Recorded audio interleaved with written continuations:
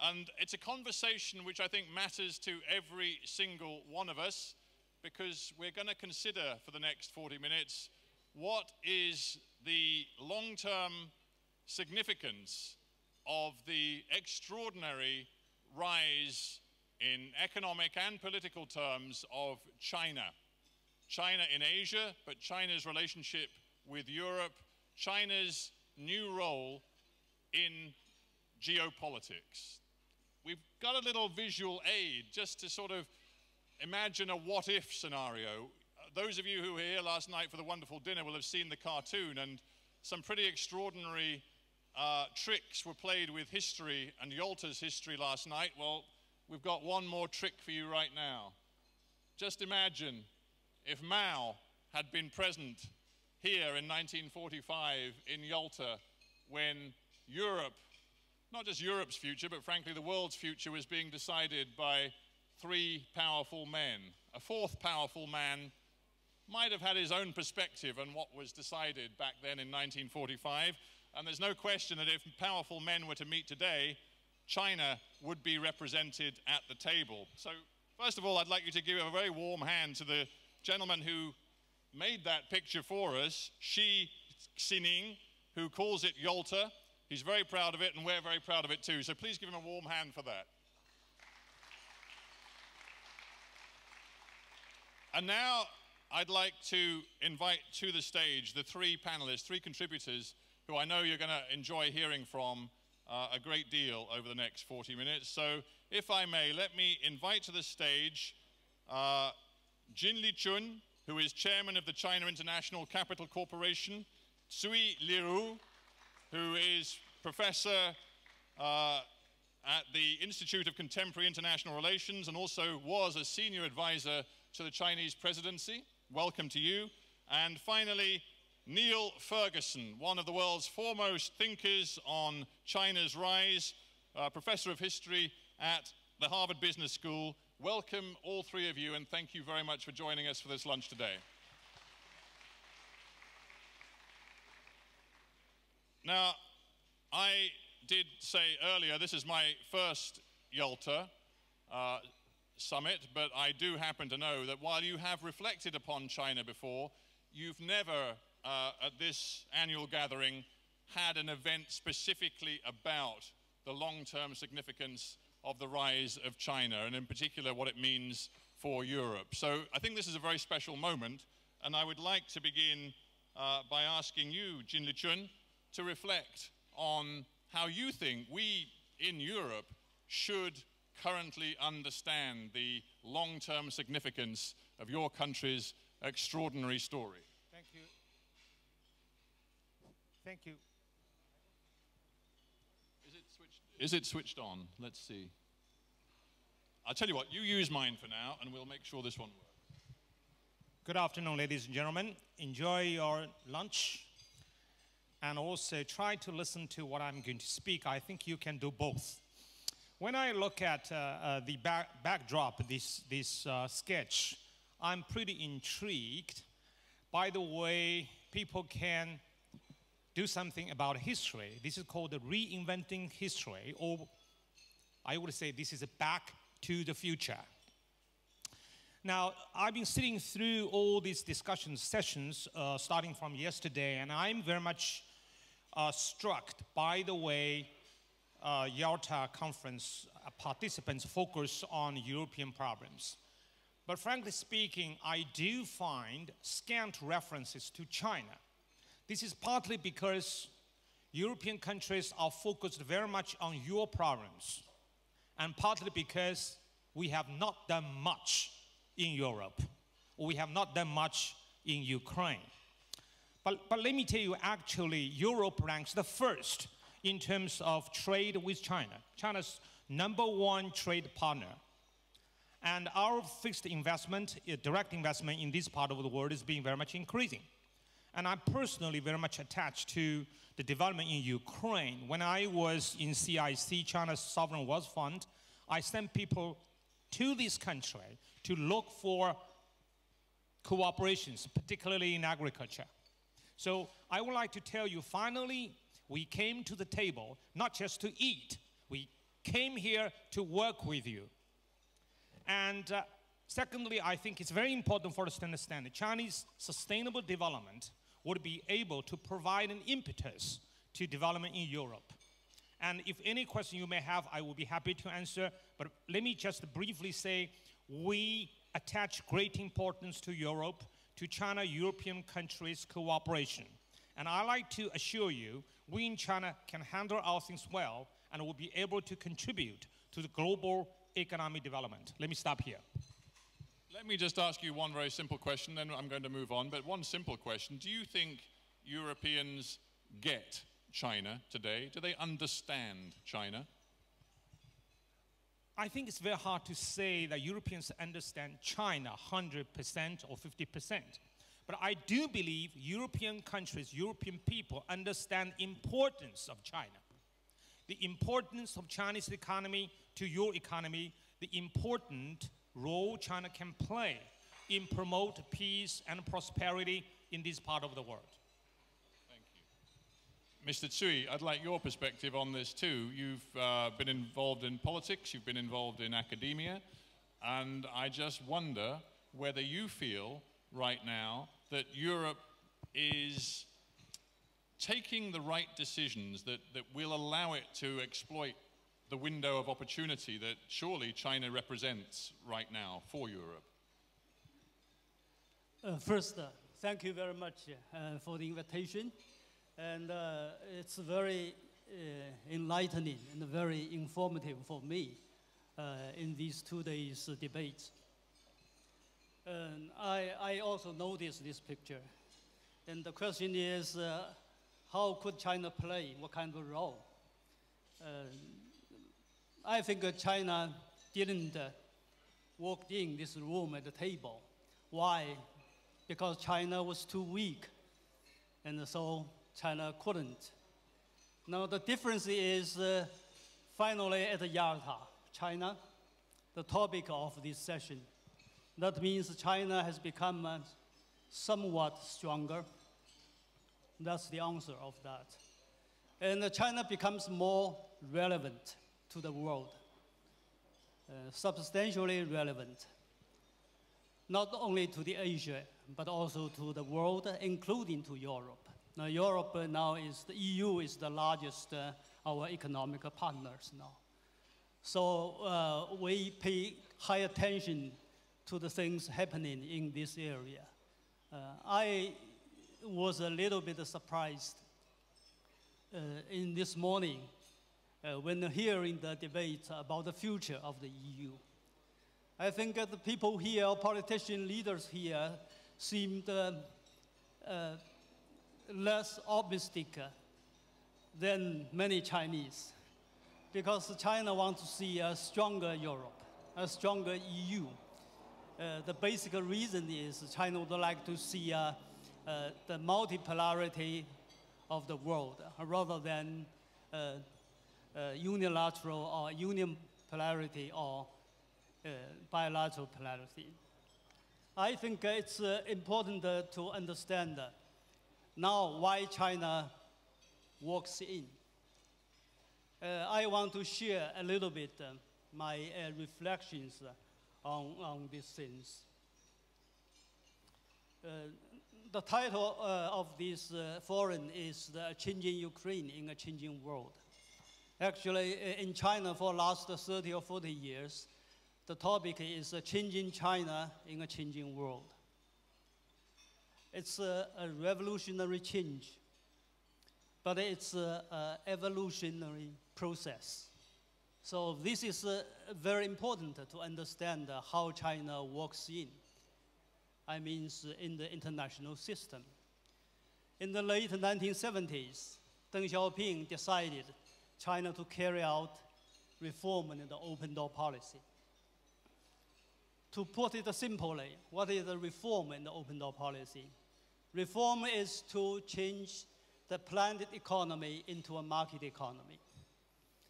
Open up means to be engaged with this world.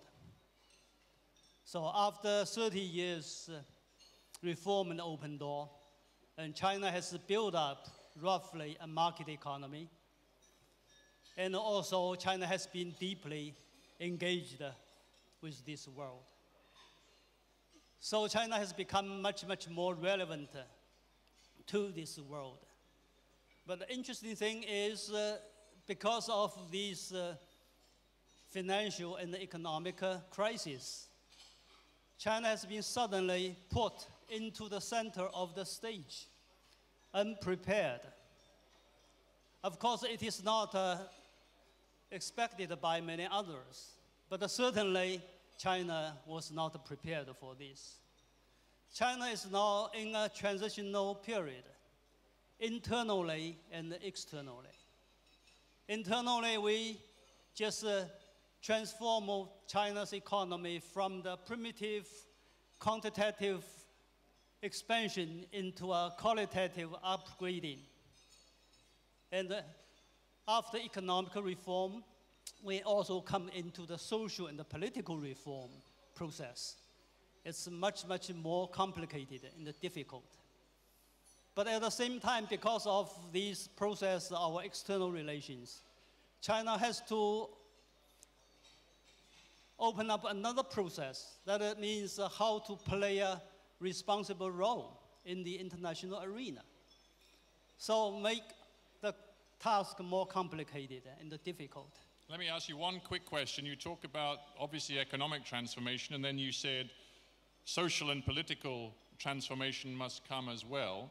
Mario Monti said something very interesting earlier today. I don't know if you heard him, but he said one of the great forward-looking achievements of Europe will be downgraded in practical terms as an economic power, but he said our values and the way our political culture works will have a powerful influence over the next 50 years across the world. Do you think it will have a powerful influence in China? Yes, of course, very great. And the process of reform and open up for China is first to learn from the other part of the world, especially the advanced economies, including United States, Europe, Japan. That's the process. We have learned a lot. And without this learning process, we cannot achieve this success. And I think people talking about the value things. Personally, I do believe we have more in common than we have in difference. All right, thank you very much indeed. We'll come back to some of those thoughts. But Niall, I'd like you to give us your opening perspective now. There are few historians who have spent more time and probably traveled more miles looking both at China's history and China's present, trying to make sense of centuries of isolation and then now a restoration of China's real power in the world. So with that perspective, give us your sense of how Europe should see China today and what you think is really happening in that country today. Well, thank you, Stephen, for that question. Can I first say how very grateful I am to Victor Pinchuk for inviting me to this gathering again. And can I congratulate him? Because this is, I think, very clearly his most successful gathering yet. We are here, of course, to network. And some of you are networking away at your tables as we speak. I'd like you just to interrupt your networking for a moment and think very carefully about what China means for Europe and for Ukraine.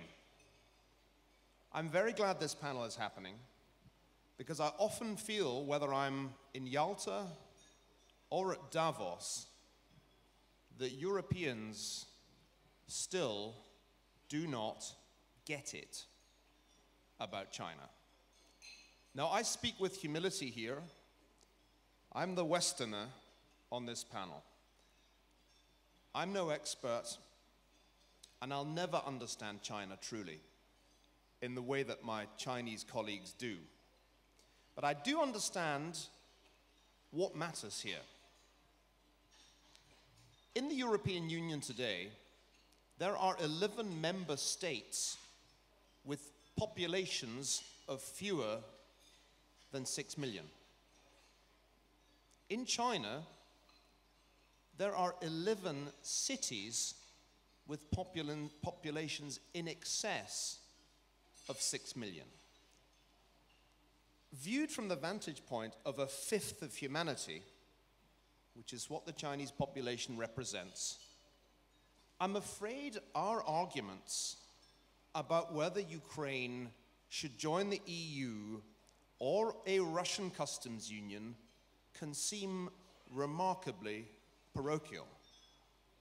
Ladies and gentlemen, according to the International Monetary Fund, China's gross domestic product on a purchasing power parity basis will exceed that of the United States in 3 or 4 years' time.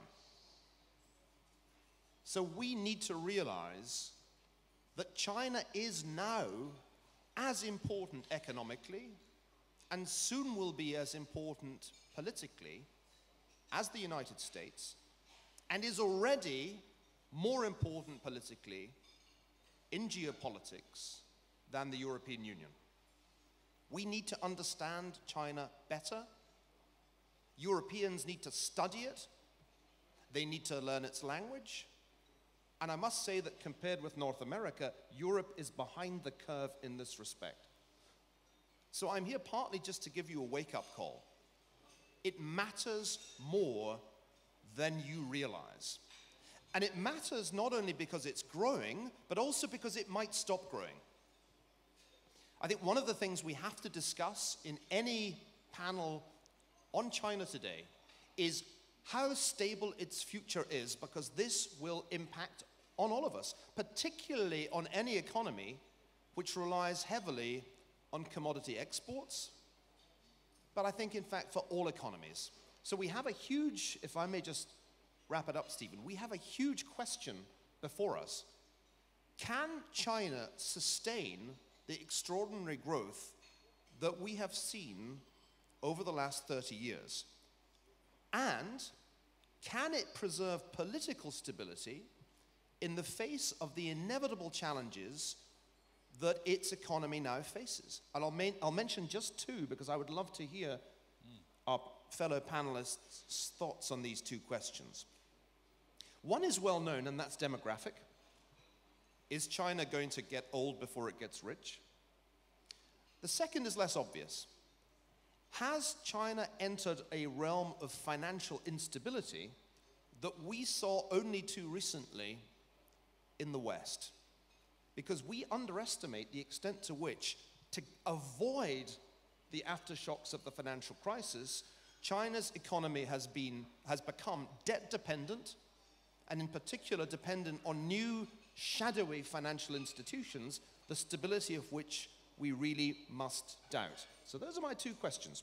I'm so glad you asked them, because I feel you've done my job for me. They're both excellent questions, and I, frankly, like you, just want to hear the answers. So if you wouldn't mind, Liqun, give us your thoughts on Niall's first big question, which is about the shape of China's demographics, and after, you know, a one-child policy that we know so well from the past, whether China has created for itself a huge looming problem. I had a very interesting discussion with Niall during the breakfast meeting.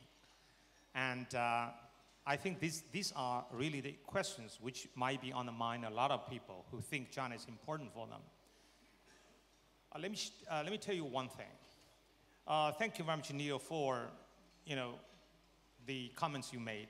But I'm afraid you probably play up the importance of China a little bit too much at this stage.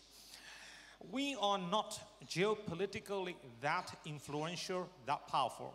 Probably we have to wait for another 30, 40, even 50 years of time.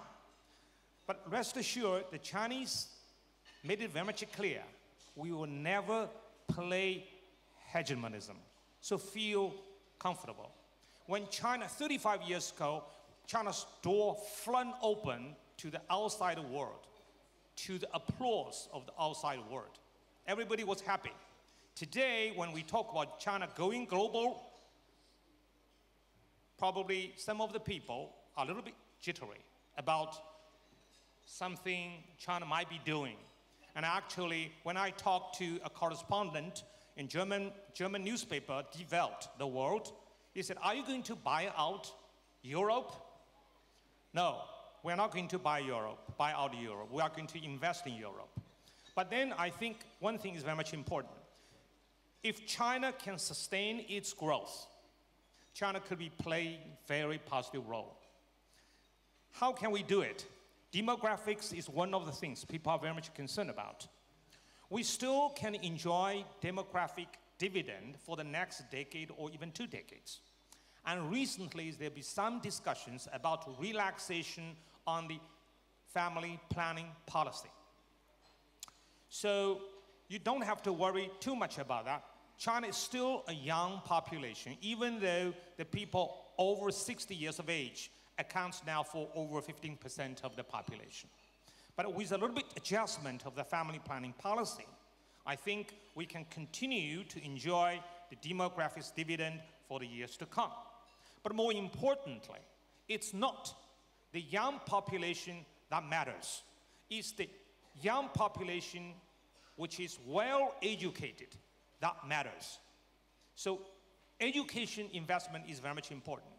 People talk about Chinese economy was so powerful before, maybe in the 16th or 18th century. But let me try to play down this a little bit. China's economy was large, accounting for 1/4 of the global economy just because of the population, not because of the productivity. So far, we still enjoy the population, not the productivity. So I'm going to say our investment in R&D, our efforts to move up on the value chain matters more than the Chinese population. So this is a very much important point. Just one point I want to tease out from you. Niall says that all of the latest economic surveys suggest that in terms of absolute GDP, you will be the biggest economy in the world within 3 or 4 years. But is your longer term aspiration to reach the same standard of living level, you know, the same GDP per capita as the world's great superpower of today, the United States? Is that doable? Very good question. I would say in terms of the GDP in absolute numbers, China will be overtaking the United States very soon. But doesn't make a lot of sense when you divide it by these 1.4 billion people. Now, let us work this out. Does GDP, per capita GDP matters in terms of measuring the living standard of the people? Yes, but only to a certain extent. I would say the quality of life for a nation with a lower GDP can be far better than another nation, depending on how you lead your life. If you can economize on the consumption of the raw materials, energy, if you take care of the environment, if you take care of your fellow citizens, I would say 10,000 or 20,000 per capita GDP could make your life, your society, a far greater one than a nation which could enjoy $50,000 but embroiled in disputes, fighting, all these kind of issues. Never ever take the numbers as something sacrosanct. I think it's your values, the way you lead your life, the way you take care of your own people. That matters. Interesting, interesting. I want to turn to you, Mr. Tsui, and address Niall's second sort of thought and concern about China today. I guess it's about the degree to which we can take Chinese stability as a given, and whether we actually need to start thinking about how we would cope with an unstable China. And I'm thinking particularly about some of the political tremors we've seen. The Chinese population and many of the rest of us will watch the Bo Xilai affair with a great deal of interest and wondered what that said about the coherence of the ruling Communist Party. We also see on our television screens pictures of deep, real Chinese unrest at environmental problems in your country, Also the nature of urbanization, what is happening to people who find themselves pitched into cities, living a life that is not quite what they imagined it would be, and equally people left behind in the countryside who feel they are completely missing out on the Chinese miracle. Just how stable over the next 5 to 10 years do you truly believe China to be? It could not be very stable if we continue the type of our economy. So are you saying it could not be very Could stable? not be stable. And last 30 years development is a success story economically, very. But at the expense of many things, including the gap enlarging between the poor and the rich, although the absolute majority of the population has been getting richer. But the gap is enlarging. And at the expense of our environment. That is also true. And also at the gap between the southeast coast area to the inner and the western part area. So now it is time to address these things. And at the same time, I think that what I said about China's modernization process is an evolution process, although it's a revolutionary changes. This evolution process is from the economic first, then the social development second, then the political areas. I think we have finished the first primitive economic development. Then the social reform is a critical thing now. But the political reform is following. So it becomes more complicated. What is the, in your view, what is the end game of the political reform? You know, what should we expect to happen as political reform unfolds in your country? Political reform, China is a highly centralized system. The power is centralized. Now the government and the leaders realized the centralized power has advantages and disadvantages. This morning we discuss about the political leadership in this, the problem of democracies. So the centralized power can, in some way, to avoid some of the problems of that. But still centralized power has its own problem. Now we realize that we should give more power to the market, to the society. And the new leadership, new government is doing that. And of course, the people are still waiting to see how substantial, how much this relaxation of the central power can to the local government, can to the market. It's the key factors for the further success of China's economic story. And I think another thing is important is the urbanization process. This is a huge project of China. We still have the large majority in the countryside, but now have the very large influx of the people into the cities. And how to absorb these populations? Now, the way is to urbanize, not only in the big cities, largely in the small in the middle cities, in the towns, and to let these peasants, farmers, to have the same benefit as those citizens in the cities. I think if we can achieve that success, we can fundamentally solve the instability problem. But that is not going to be easy. Not easy. Are Extremely complicated and difficult. Yeah. But we have to do that. Yeah. Well, look, I want to tease out that and get Niall's perspective in a second. Ladies and gentlemen, I'm just going to ask you to, even if you're staring at some delicious food on your plate, cast your eyes to the stage for just a moment, because when I give the magic word, which I will do in just 1 second, you are going to see a new artwork. And I want to tell you that this, we hope, is saying something rather interesting about stuff we've talked about on stage here. The relationship between Europe and China, and what is arguably going to happen as that relationship develops, and certainly as Chinese power is extended. So I want to actually just give a little bit of a plug to the artist behind this particular montage. He's called Alexei Salmanov. He's at table 22, and Alexei, take a bow and we'll give you a round of applause. I hope you're here. There he is, ladies and gentlemen. And Niall, I think it's an appropriate set of images for you to come back into the conversation. We heard earlier from Mr. Jin saying, look, ladies and gentlemen, be assured, one thing we are not interested in is hegemony. You have a real historical perspective on China.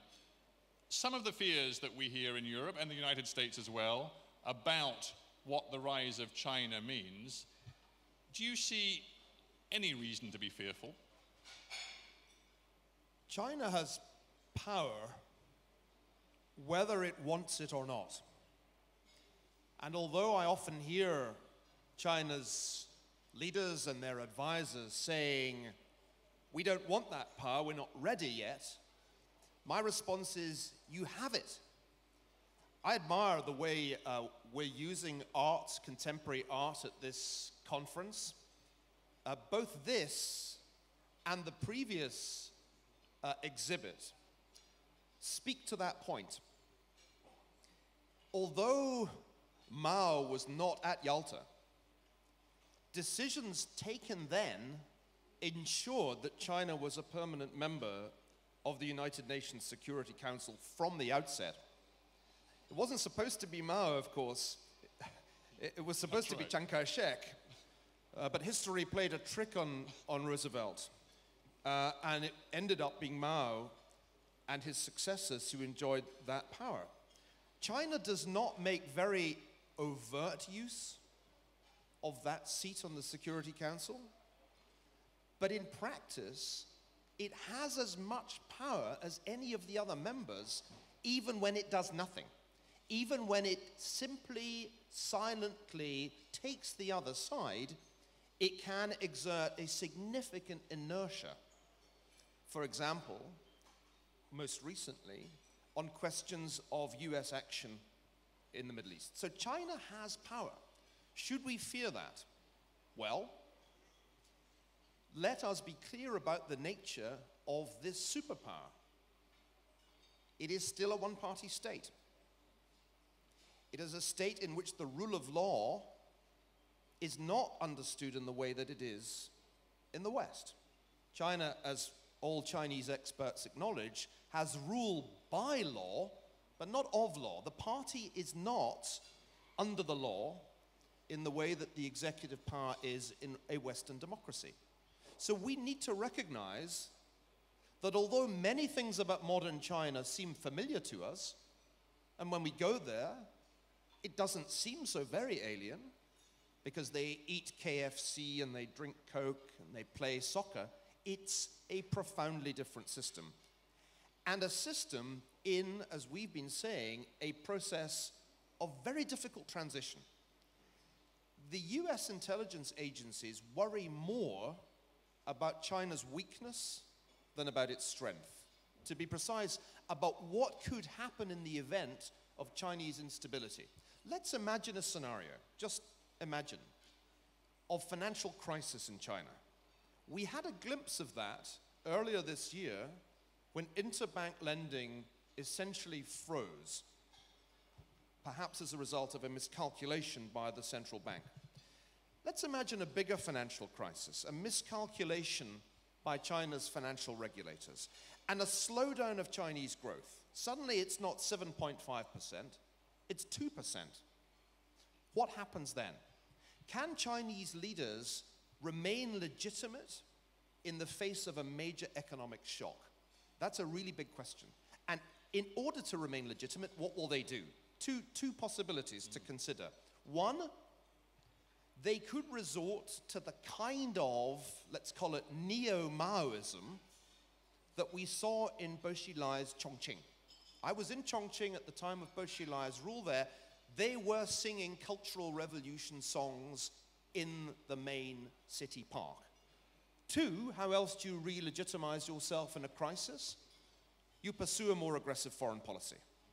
And that is why we look very carefully at disputes between China and Japan over tiny little islands, the name of which, Diaoyu or Senkaku, is itself a matter of controversy. So that is the kind of thing that we should, I think, legitimately worry about. Not some Chinese grab for global power. I think that gets overstated in many Western media outlets, but more a crisis resulting in a more aggressive and unpredictable Chinese government.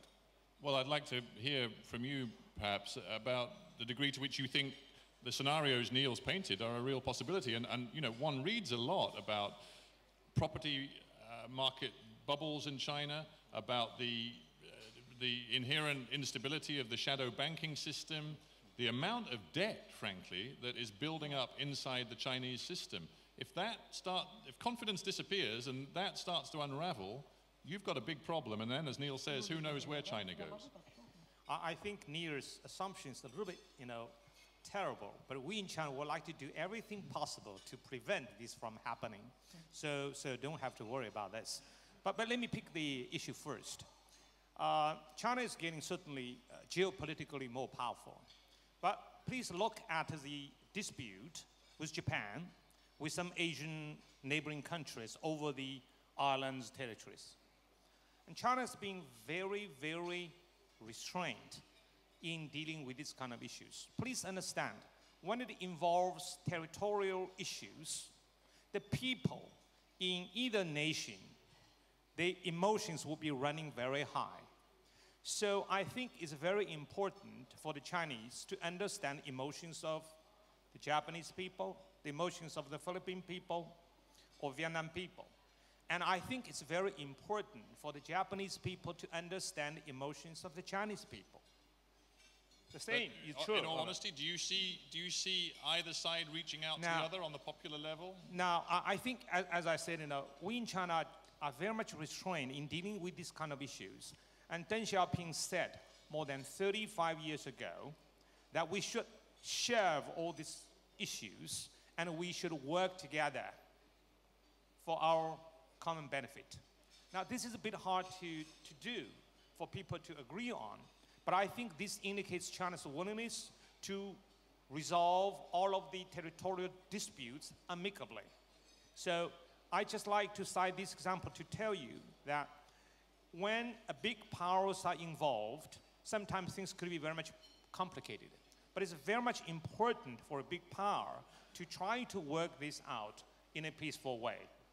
Now then I come to the issue of the financial stability. I know, Niall, you follow this very closely. Give you some rough figures. The Chinese debt, mainly domestic debt, we issue some of the bonds. I was in charge of issuing bonds in the late 90s, early 20s. They were all retired, all gone. So, but in order for the RMB to play some role, we must provide RMB denominated assets. Otherwise, it doesn't make sense for people to hold RMB. That's why Ministry of Finance of China is running a little bit external debt. But that's insignificant.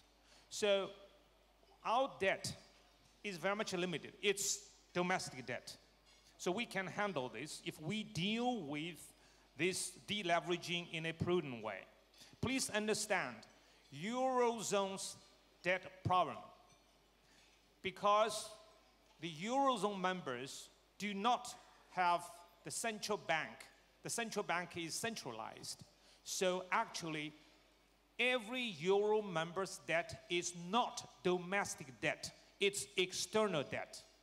Because you don't have the central bank, you cannot deal with this issue on your own. China is different. If the worst comes to worst, we can inflate it away. But we won't do that. We don't want to inflate it away. We want to prevent debt accumulation to such an extent that it would destabilize the Chinese economy. With regard to the banking sector, shadow banking is a problem because of the banking sector problems in China. As you know, so far, the interest rate are not determined on a market basis. This has induced the commercial banks to bypass the rule to make more profits. So once the central bank can liberalize the control on the interest rate, now the central bank liberalized its control on the lending rate, not on the deposit rate, just to avoid scrambling for deposits, creating chaos. So when we improve the financial sector system, improve the banking sector, and nurture the bond market, improve the equity market, there will be no reason for shadow banking to fester. So that is the way we can reduce the risks of financial crisis through reform. So in a word, you are entirely confident, are you, that there will not be a financial crash of any sort in China? I'm confident, but we are not complacent. We are aware of the issues. We have to deal with the issues through a very, I would say, prudent, a practical method. But this means that we can solve the problems, but we cannot avoid these kind of things to happen again. That is why we need to improve the system through reforms. Please understand, reforms mean different things at different times, at different stages. Now, the reform means redistribution of power among the powerful governmental institutions and vested interests. All right, well, Mr. Jin, I'm going to pause there because I feel we're so lucky to have this panel of three with so much insight into what is happening in China today and how it affects Europe and indeed Ukraine, that I do want to open it up to questions. And I can see hands going up already. So I know we've got microphones. We'll start with you, sir. Just tell us who you are and ask a question. Marcin Święcicki. I'm the Polish, Marcin Święcicki. I'm the member of the Polish Parliament.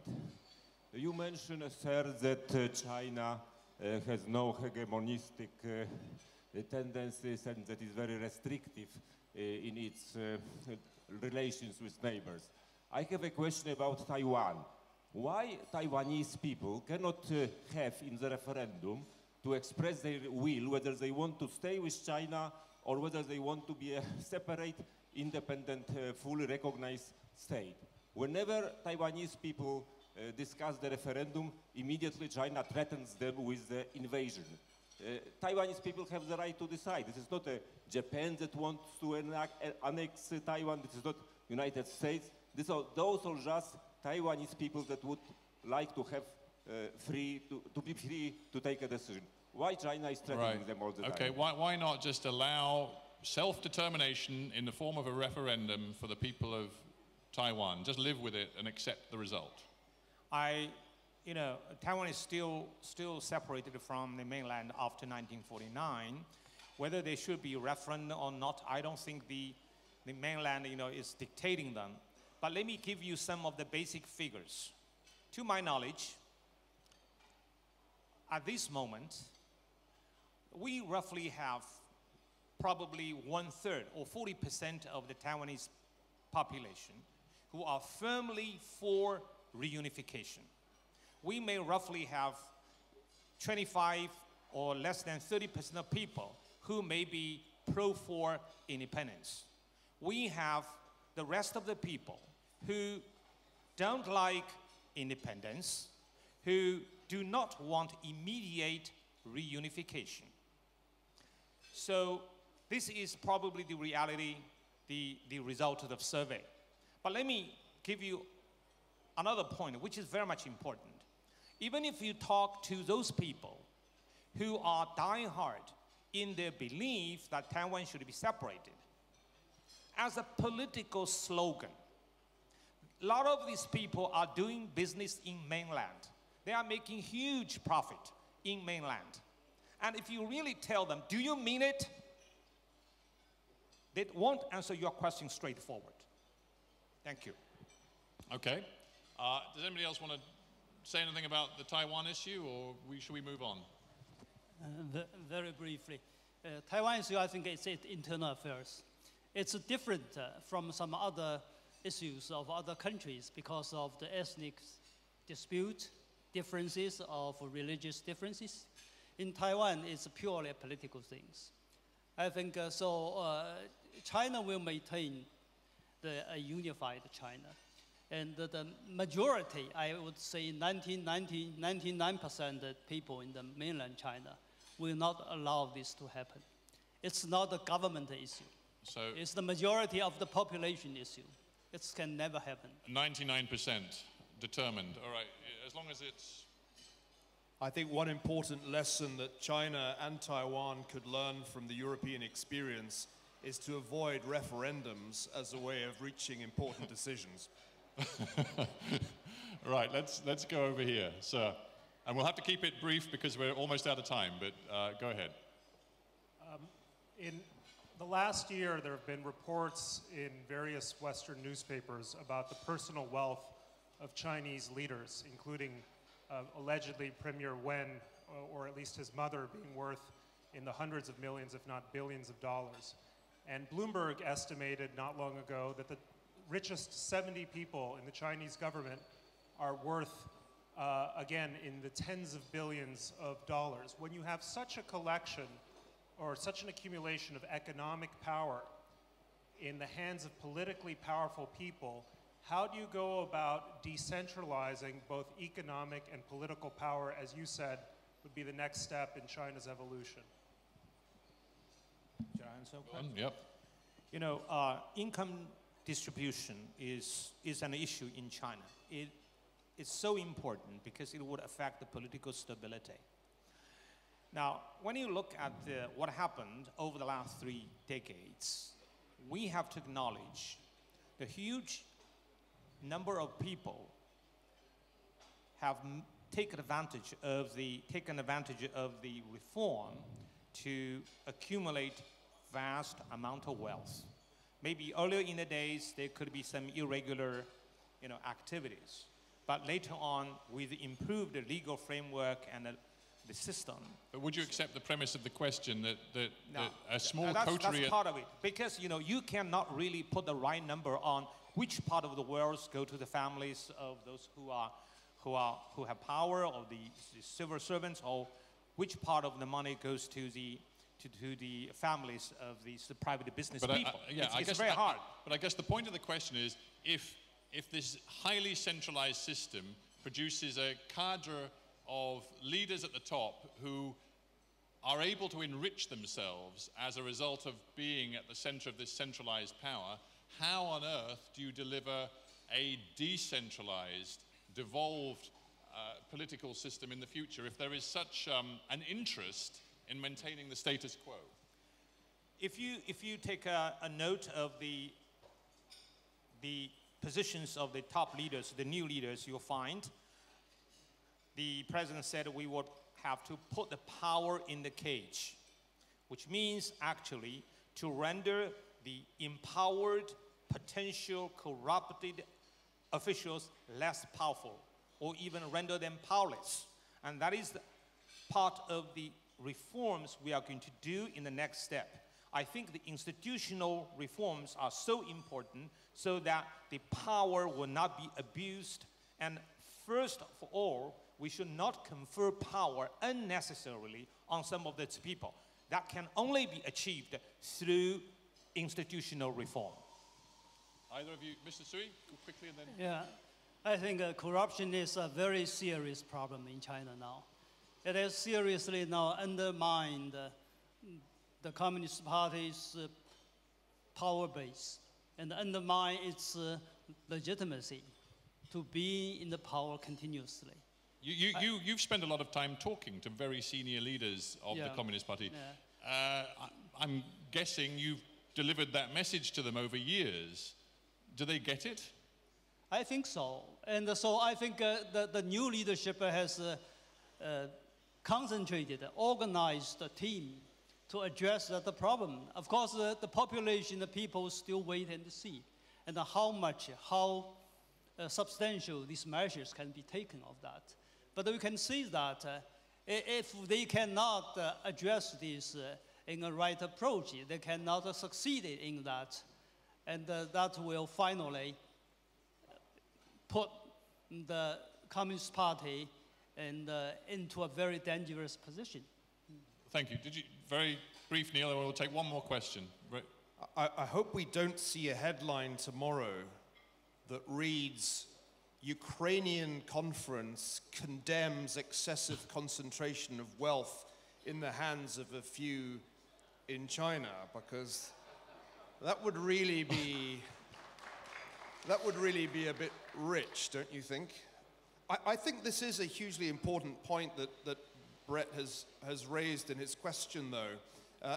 It's important because it's extremely difficult to achieve financial and economic liberalization of the sort that is being proposed at the third plenum later this autumn without actually increasing the inequalities that are already so glaring in China's system. That's one of the big contradictions at the heart of the leadership's current policy.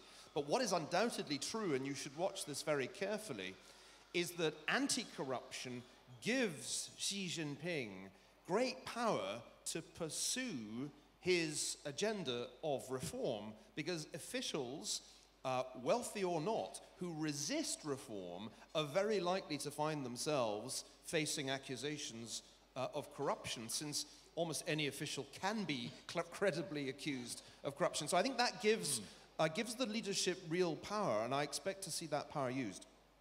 Good, thank you. Thank you, Neil. Right, I think we're going to have to take a last question. I promised with my eyes, I promised you, sir, the last question, so go for it. But keep it as brief as you can, please. Thank you. Thomas Simon-Laritas from APCO Worldwide. I have a question concerning Chinese investments in Europe and in the United States. They are increasing year after year, and at the same time we feel that there's a certain prejudice in Europe and China, in Europe and US against China. What is your understanding of that, and how as an investor you can overcome this prejudice to increase successful investments overseas? Right, Mr. Jin, you want to take that? You know, I was in CIC, China Sovereign Wealth Fund, until 3 months ago. We did send a lot of people coming to Europe to look for investment opportunities, particularly when the Eurozone members were hit by crisis. But first of all, I like to highlight this point.